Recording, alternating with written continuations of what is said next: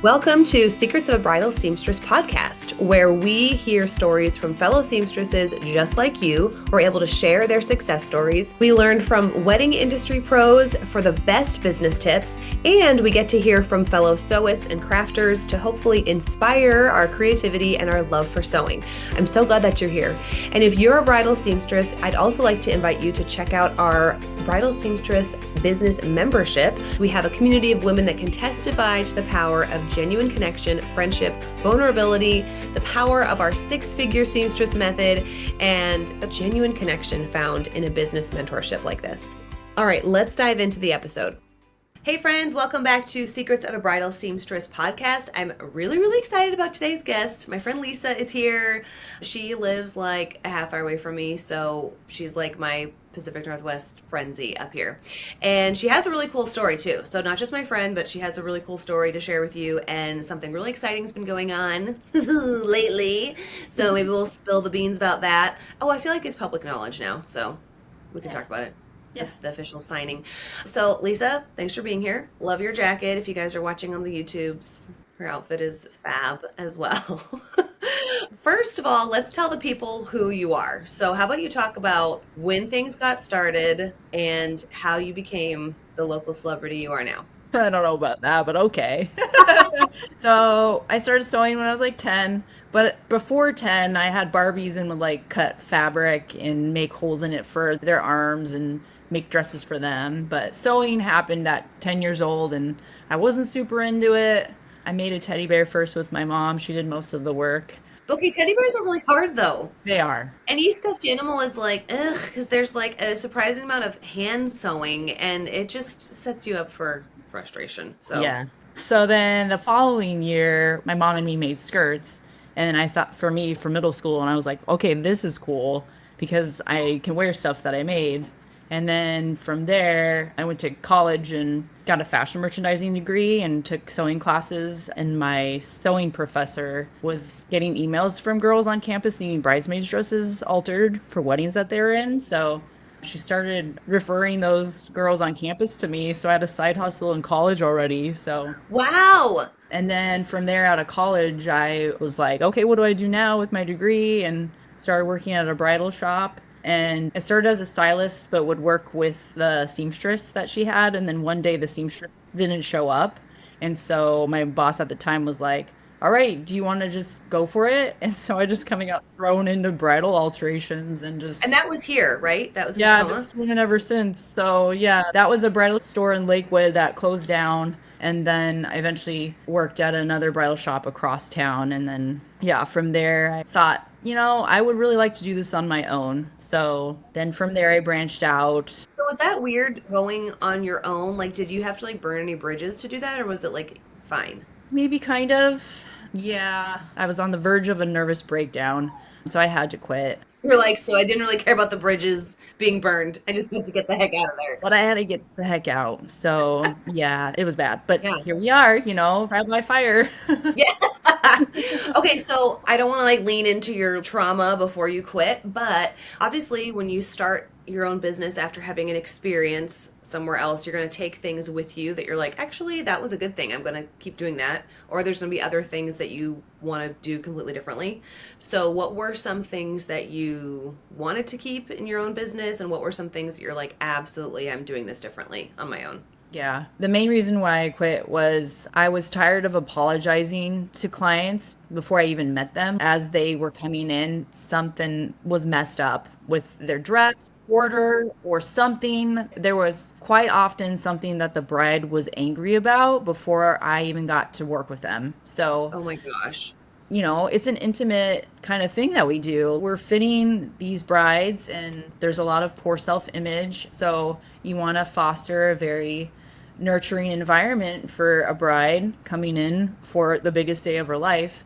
And if they're already coming in disgruntled, that's hard. So I felt like I was apologizing all the time for things I didn't do, and it was very frustrating. And I thought, I give great customer service, and I can do that in my own business. Yeah. And I feel like that's so hard to like crawl out of if that's how you start your first interaction, and then you just always feel like small If you're starting the first interaction like, oh, I'm sorry, then it's like you can't gain that ground back.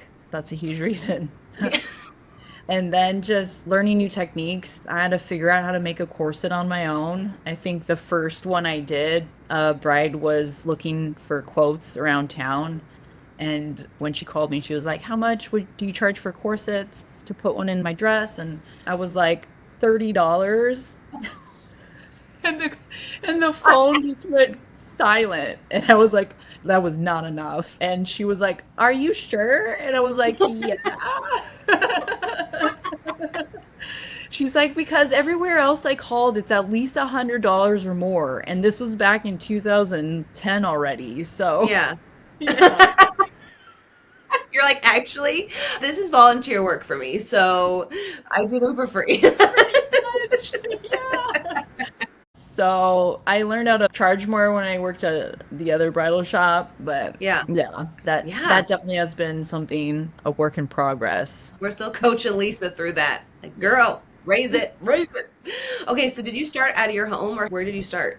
I did. I started out in my older roommate's house, aka my parents. Yeah.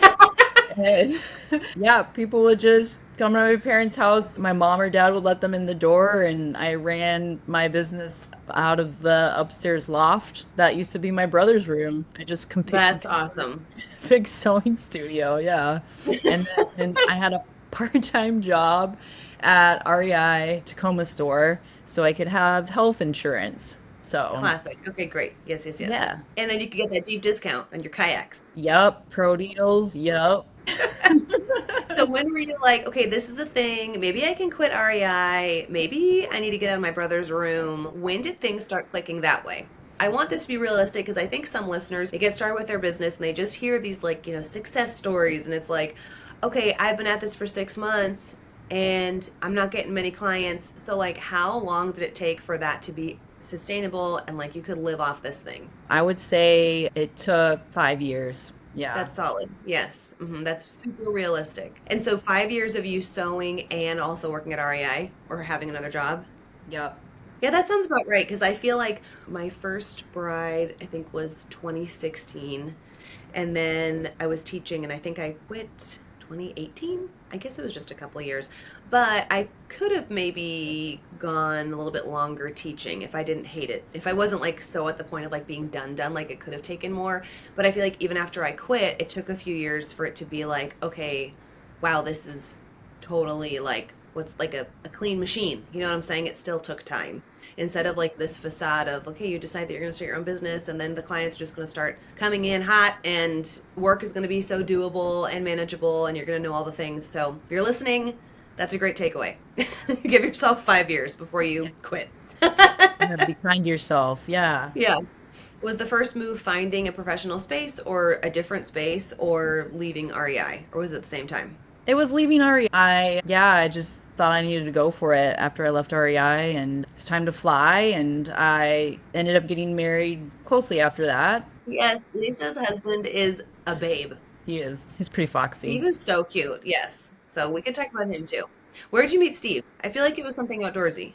So I met him at REI. I did a stint at REI headquarters when it was in Kent still for a lady who was out on maternity leave. She was an exec admin assistant. So I worked for Steve's boss. And when Steve got hired, I helped onboard him and ordered his business cards. That's what they're calling it these days. Ooh, Yes. yes.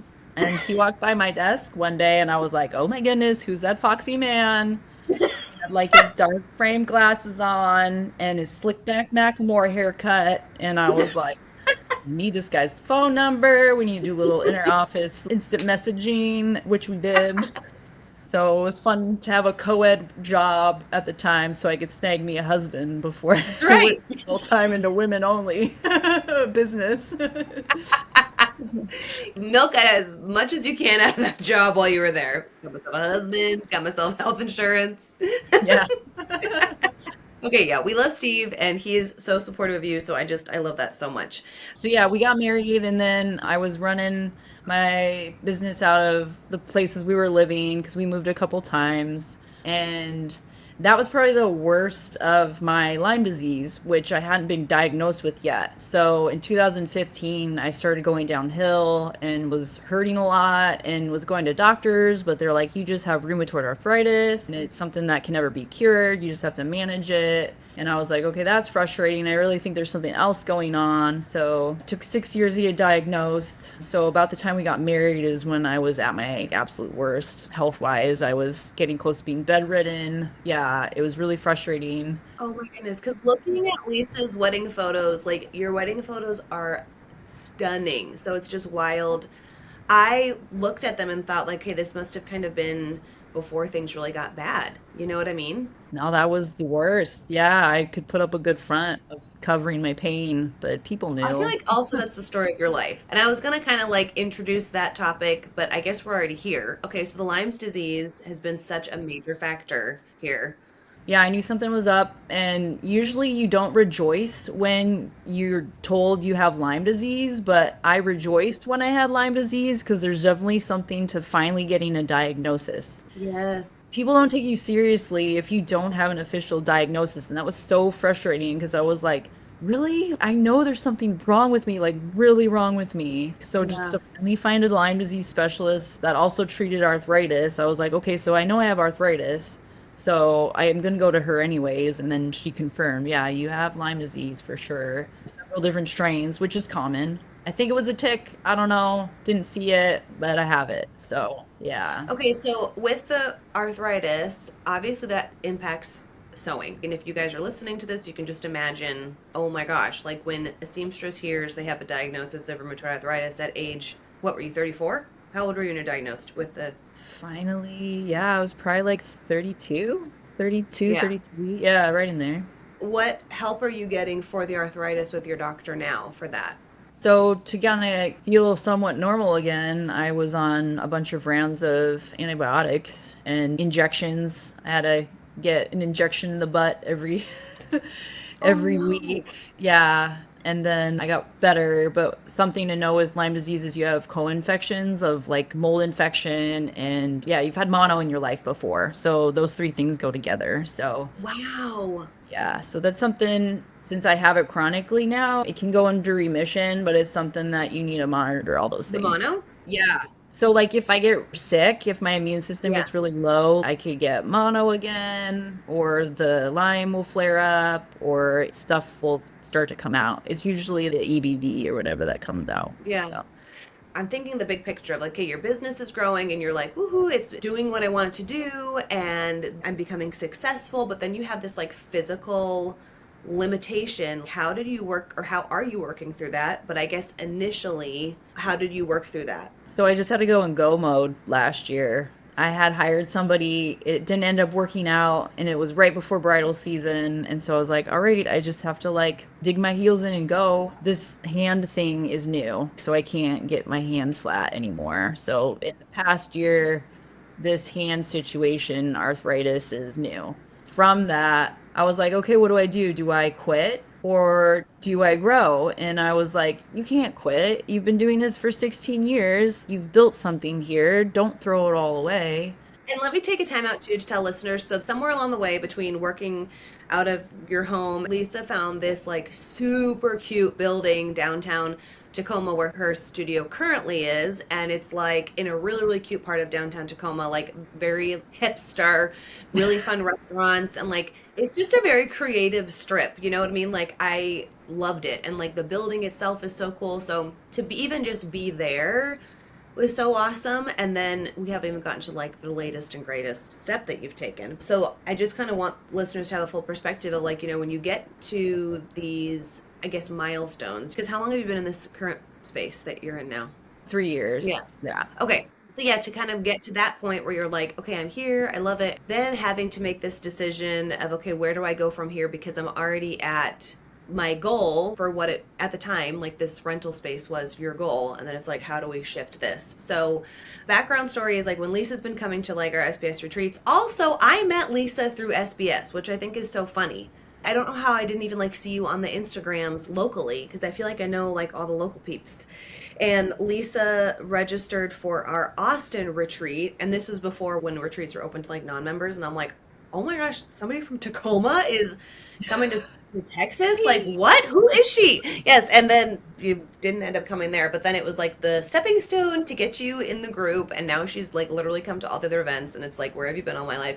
So she's been talking about what the next step should be. And, we all kind of daydream about like, hey, it'd be so cool to own a building or like build staff or educate or whatever. And Lisa's actually doing the thing now. So let's kind of fast forward to when you were seriously thinking about what the next phase of your business would be, knowing, okay, this is where my body is right now. I'm taking care of myself as best as I can, but especially after the assistant situation last summer, which we don't need to get into with all the details, but that was kind of like eye-opening, like, all right, something else has to happen here. So walk us through that phase. Yeah, my health and being like, what's your goal? What's your 5-year plan? It's like to build. And then I've heard in the last couple years, I've learned of maybe 4 bridal seamstresses that have retired or quit. So there's definitely a growing need. This is definitely something that will grow. So I knew I needed to hire people. So I threw up a social media post of, hey, this is where I'm at. This is what my health looks like. This is what my body looks like. I need help. And 5 people reached out. 2 ended up working out. So I have 2 people helping me right now. And it's been great. And then from there, I found a commercial space and was able to buy it. And that's been a whole journey too, that lasted about 2 months or more. That did not last long. Oh my gosh. How many spaces did you visit before you found the one to purchase? Probably 3 or 4. That's awesome. Most of them were way out of my price range. Commercial property is automatically more expensive than residential. It's like, oh, you own a business? That's like $1 million more. So, Hmm. How did you find the right person to help you look for the building? How did you find the right realtor or like loan officers or things like that? so my realtor, she helped us buy our house, and she is a residential realtor. But this place that I found to buy is actually zoned as commercial and residential. So she was able to help me with that. But commercial was kind of something she didn't really know a whole lot about. So it was kind of a learning process for both of us. But Yeah. she did know of a broker to reach out to, and then he found the lender for me. So Cool. it was just kind of contacts of who she, Yes, yeah, yes. And I love that because like you don't need to have all the answers when you start this thing. Just make the phone call to the person that you do know who can help you. This is like a common theme. I know we've been talking about even just like financial investments or in the membership, we have these kind of topics that are coming up as women are really like reaching the limits in their business and like, hey, what's the next thing to do? And you don't need to have the whole thing mapped out, but you have to know just who to call next and just make the phone call. And then there are people in the world to help you do the things that you don't know how to do. there are. There are. It's a whirlwind, definitely a whirlwind. And the funny thing is, I had just initially reached out to my realtor just to say, I just want to get my feet wet. I just kind of want to learn how the process works. I'm not planning to buy right now because I don't think I have enough money. And she sent me this listing, and the price was pretty great. We actually had planned to go swimming because she's a swim coach too. And we had planned to go swimming, but the pool was getting maintenance done on it. And then she was like, how about we go look at that listing that you wanted to see instead? And so we did. And then I ended up buying it. So Wow, I'm picturing you with your little swim cap and your bathing suit, like checking out the place. With your little floaty around you. No. Oh my gosh, how serendipitous. That is amazing. I cannot wait to get the tour because I know like before we started recording, we actually wanted to record this in the space, in Lisa's new space. That was like the first go around of this episode, but then it was like internet connection was kind of off and like the sound was a little off. So we're like, oh shoot, but I cannot wait to post pictures. I still cannot believe that you're doing this. Okay, so you bought the building. Tell everybody what the vision is because it's not just going to be you up in there sewing. so I also got myself into a fashion show this year, and that's going to happen in October. 'Cause why So not? Just throw another thing in because the why ring. not? No, it's just how things happened. Like, I signed up for the fashion show in December, and then I wasn't anticipating to buy real estate, and then I did, and that happened in February. That was a whole process. So, yeah, but here we are. The goal for the new space is I have Kathy, she's my right-hand woman. She does all the labor. I do the fittings for the wedding dress alterations. And then I have Meg, who books all my clients. And then I'm hoping to kind of take a step back from the bridal actual alterations and then start working on the fashion show stuff. So just really foster a sewing community really with my Yeah. shop because it's 1900 square feet and my current shop is 300 square feet. So it's gotten a lot bigger. Yeah, it's like now with you twiddling your thumbs, like, what are we gonna do in this corner? What am I gonna do over here? I have ideas. You know what my most excited thing is? To not have to cut out things on the floor anymore because Yes, I will have a cutting table big enough to accommodate yes. better. Like Tacoma, for those of you who are not local, it's such a cool area and it's just getting cooler. There's like a sewing school there, and there's also this place, I don't know what it's called, but I know it's upstairs of like the Tacoma Library or one of the Tacoma libraries, and they have repurposing sewing classes.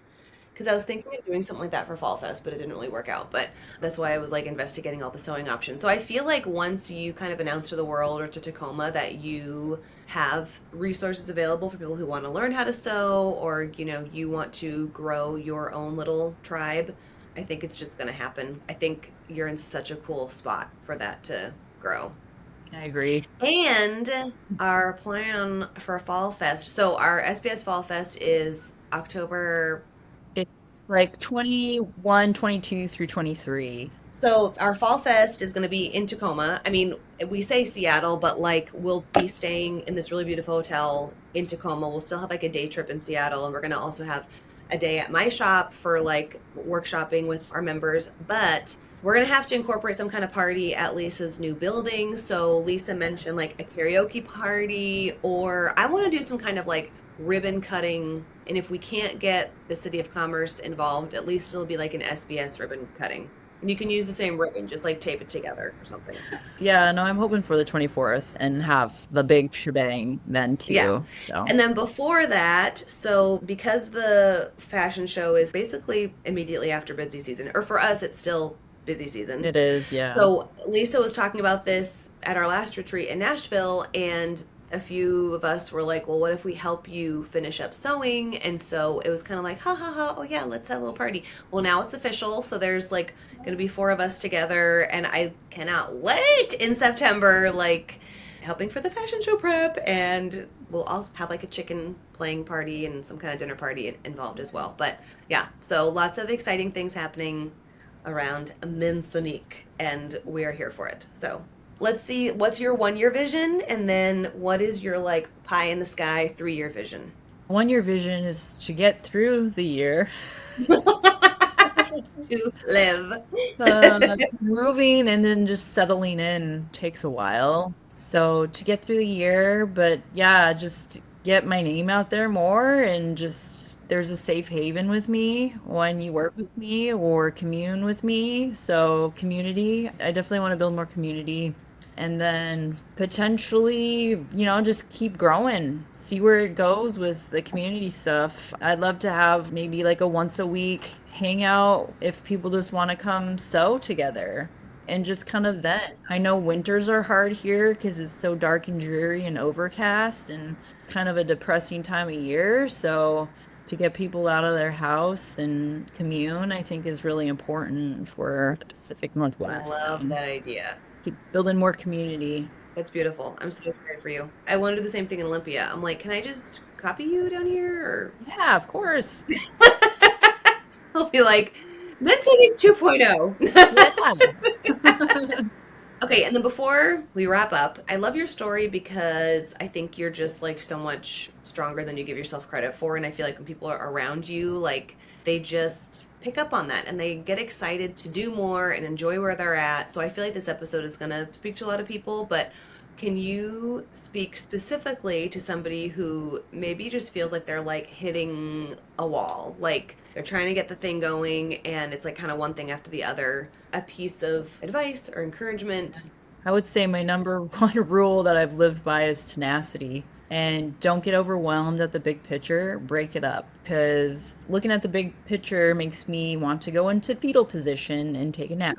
So break it up. If it's really hard, just focus on the next hour. Focus on the day at hand. And then what's your end goal? Can I chip away like 15 minutes today for this future goal? How do I initiate what I want to accomplish? But focus on what you need to get done in the near future and then go from there. And reach out. A huge thing I've learned about this whole health journey is humans are not meant to do life alone. We are meant to do life together. So reach out. Even if you need to vent to somebody, even if you need to vent to your homegirl, do it. Call her up. You're going to feel better. So ask for help. Yes. That's been the hugest thing for me is because I've been trying to be proud and tough and do it alone, but I can't. So you can't.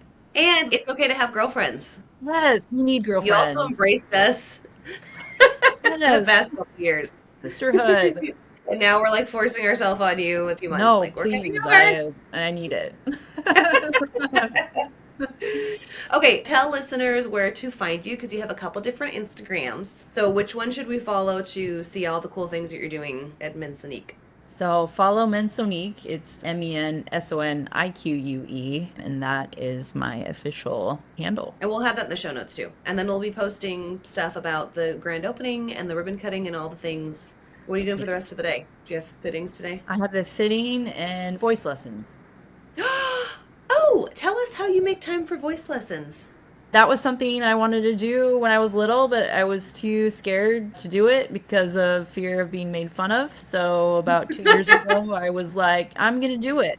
I'm just going to do it. And it's been great. It's helped boost my confidence, especially when you have a performance and you don't die. Like, Yes. so nervous to perform and you Yeah. survive and you're like, wow, that's awesome. Like, I did die. So Yes. yeah, just knowing that you can develop your voice. Like so many people think they can't sing, but you can. Everybody can sing and you can develop your voice. So it's just Yeah. very empowering to be able to do that. And I love that fun. you have something that's not sewing. It's Yeah. a hobby for the joy of it, you know? Exactly. Do something fun. And sometimes it's like we can't get out of our head that it's like, well, this isn't making me money. So, You need an outlet that you don't make money at. Just have fun. yes.